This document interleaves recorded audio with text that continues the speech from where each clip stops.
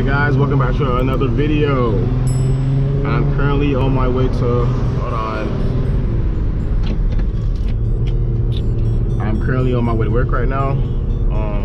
Today's video is going to be about the G again. Today's video is going on, I'm just going to do like a little update video to let you guys know like what's been going on. I've currently put over 2,000 miles on this car already. You know, I just want to check some things out. Change the oil in it, put some fresher oil in it now.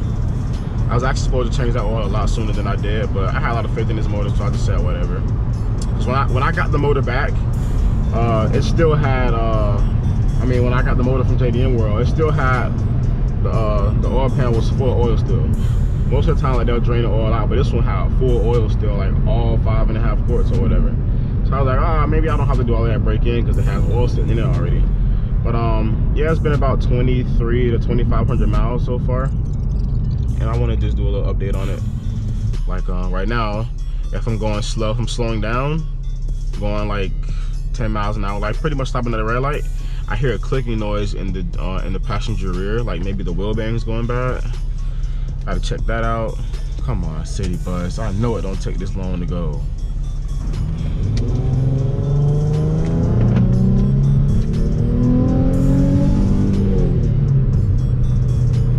Anyways, like I was saying, yeah, I hear like a really weird noise in the back. Other than that, like drivability wise, like it drives perfect. Still nothing's changed. I really don't beat on it as much. Like you guys know, well, you guys don't know. If you know me, then you know with the Beamer, I beat the crap out of the Beamer. I don't really beat this one that much for some awkward reason. Like I be wanting to, I just don't do it.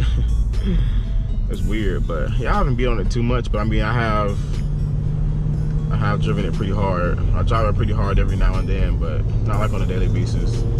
A lot of things are different on this car than the Beamer and any other car I've ever driven, or like daily like this. Daily in this car has really showed me like a lot about these cars. Not in a bad way though. Oh, another thing with this car, the manual mode, it still does what it wants. I thought I had it fixed. In the video that I made about it, it worked for a little minute, and then it just went back to doing this. So everyone, well, not everyone, like when I look it up online, the forums or whatever are saying that it's the whole gear shifter, well, the manual mode switch, because that's the code that I have. But when I look at manual mode switch, it just shows me the whole entire middle console, like not the whole middle console, but like the whole gear shifter. At first I didn't care, but now I kind of do want the manual mode, just because I like the rev match feature. I can downshift quicker or whatever. And just in case I do, have to, you know, show somebody what time it is, somebody want to race me or whatever, I can go down in the gears and, you know, play with it a little bit versus sitting here 1, 2, 3, smash the gas, and it has a downshift, and then by that time this person probably already in manual mode and he done went down the road already. Now I'm playing catch up. All right, so I guess I'll see you guys when I get to work. I'm almost there. I'm probably about 10 minutes from work, and I'm gonna knock out a couple of things that I got there.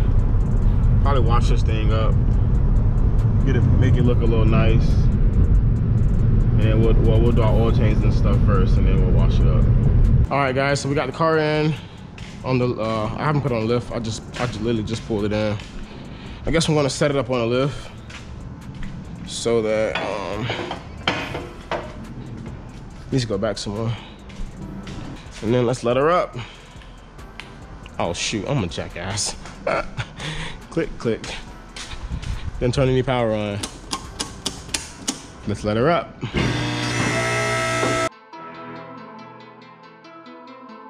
Oh wait, oh. Whoa, my bad. The first thing I wanted to do was check the oil.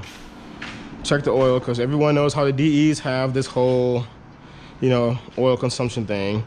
This is my first major test to see if this motor is really a good motor or not. It's been about 2,500 miles, like I said. Probably a little more than that, probably about 2,600 miles since I put this stuff in here. And I haven't checked the oil, so let's check it together. I haven't added any oil. I've been driving it.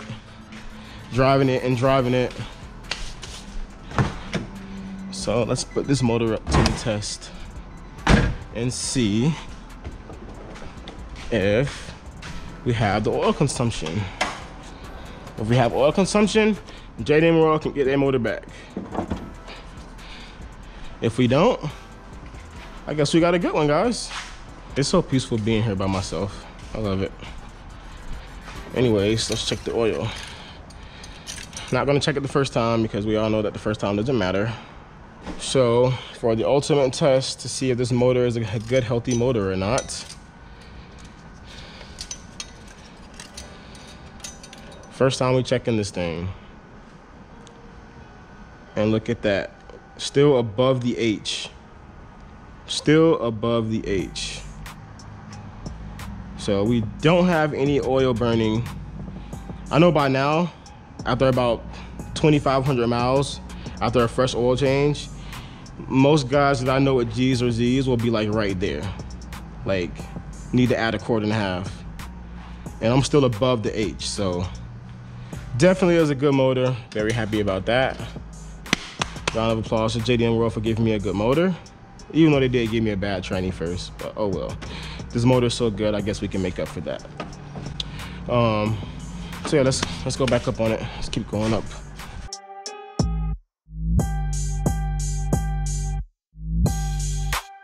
Oh, I didn't see what was going on with the tranny down here though, because I remember that there was something that was leaking.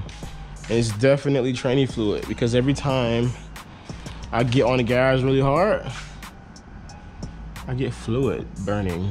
All right, so let's proceed with changing our oil. Find a spot to put that. I'll put it right here. Oil should be a 14 millimeter. If I'm not mistaken, my 14 is still right here. It's got 14 mil.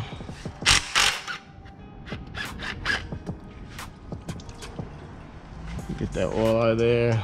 Oil looks really clean. Like, they don't look, there's no metal shavings in the oil at all. And we're gonna get our oil filter pliers. Grab our filter and spin it.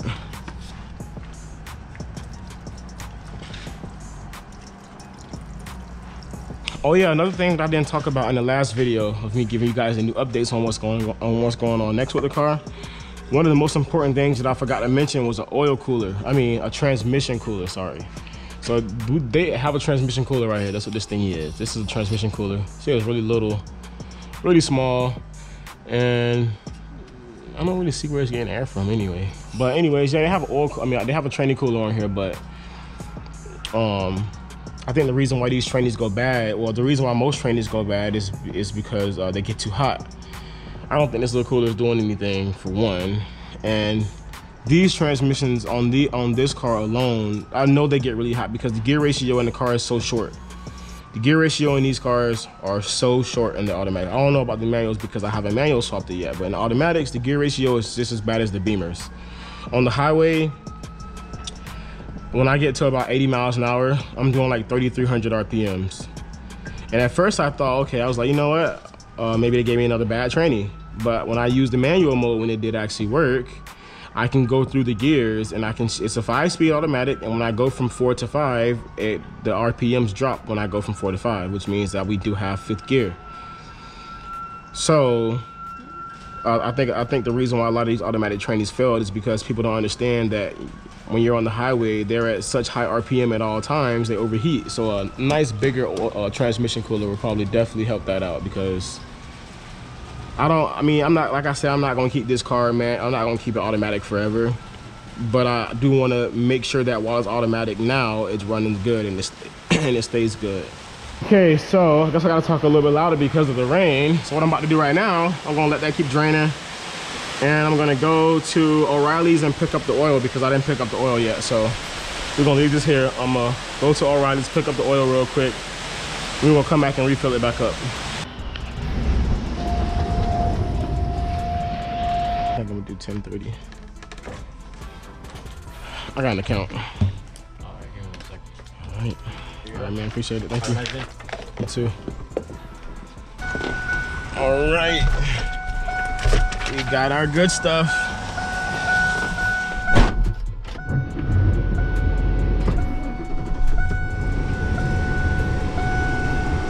Now let's head back to the shop.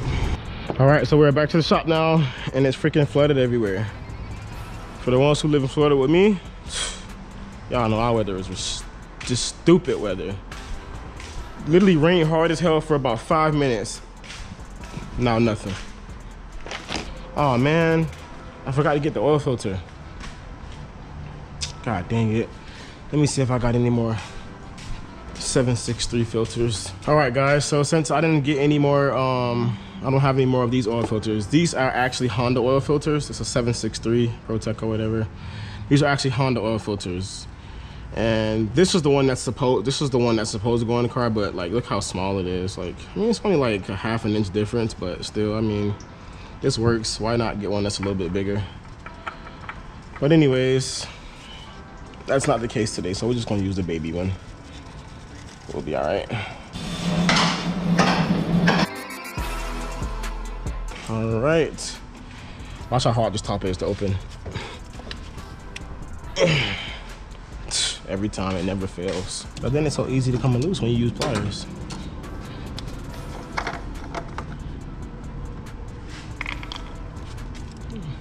Wow, I don't know if you guys can see in there, but that thing looks stupid clean.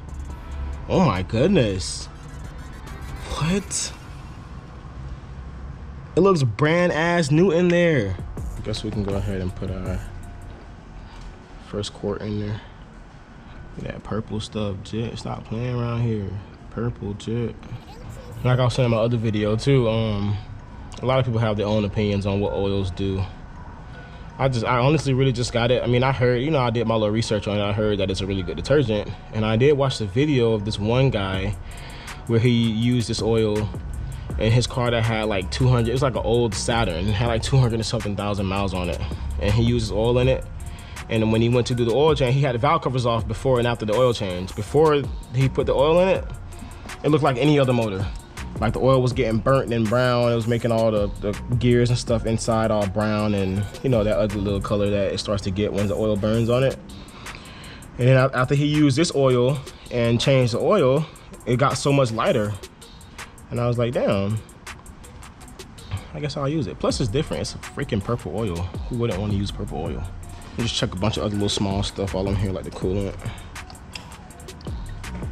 Coolant's still full. Oh, another thing I gotta get a catch can so I can take this thing out. This went to the old one that was here, but that's no longer here. So I gotta get an oil catch can now to catch the oil, if there is any.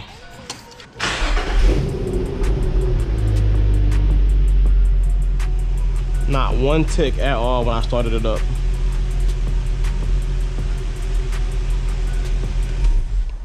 Nice and quiet, baby.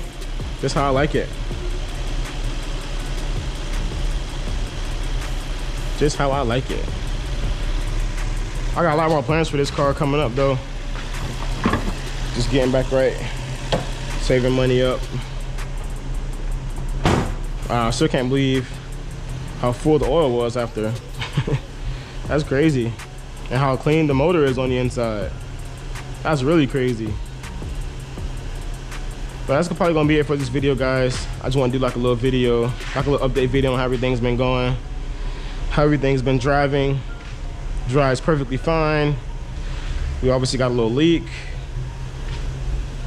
Engine's definitely good on oil consumption, at least for now. Very happy with what they gave me for the motor. If the trainee's leaking, got to figure that out. And then I don't know. If it is something with the trainee, then I'll probably just, the manual swap probably just come a little bit earlier.